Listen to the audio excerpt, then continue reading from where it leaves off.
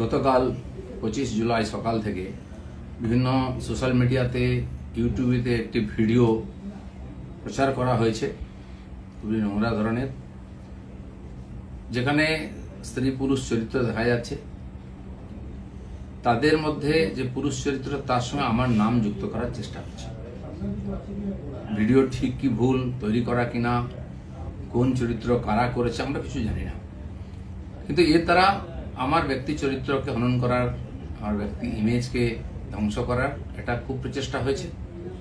একটি ষড়যন্ত্র চলছে অনেকদিন, সেই চক্র থেকে এটা করা হয়েছে।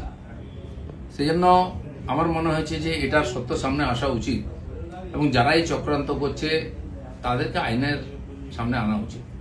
আমি পুলিশের সাইবার ক্রাইমেতে সর্বোচ্চ অফিসেতে আমার তরফ থেকে কমপ্লেন করেছি যাতে এই তদন্ত করা হয় এবং যারা এই চক্রান্তে যুক্ত তাদেরকে এক্সপোজ করে আইনের সামনে আনে, আইনের দ্বারা সাজা দেওয়া হয়।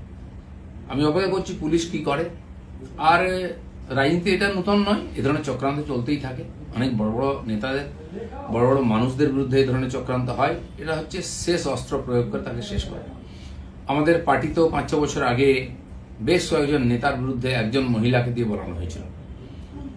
তার মধ্যে আরএসএস প্রচারক ছিলেন এবং পার্টির উচ্চ নেতৃত্ব ছিলেন।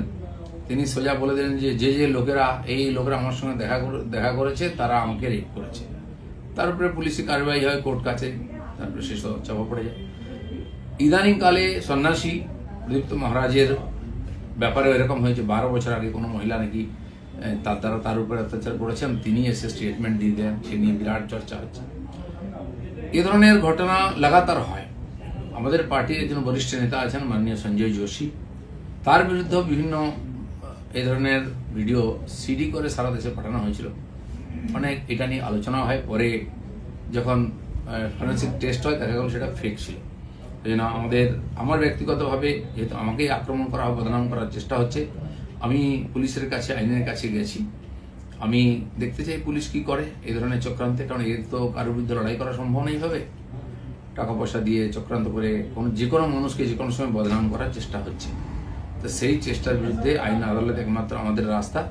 আমি আইনের কাছে গেছি, লিখিতভাবে বিভিন্ন লিঙ্ককে সেখানে আমি পাঠিয়েছি যে যারা যারা এটা নিয়ে ইচ্ছাকৃতভাবে আমাকে বদনাম করার চেষ্টা করেছে তাদের বিরুদ্ধে ব্যবস্থা হোক।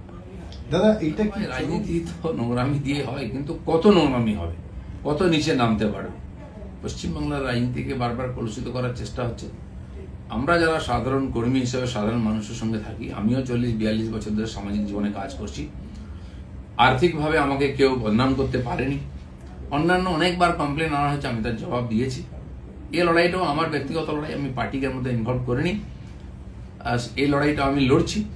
আমি জানি না রাজনীতি কত নিচে নামবে, সেই জন্য এই চক্রান্তের যে রহস্য সেটা উদ্ঘাটিত হওয়া উচিত।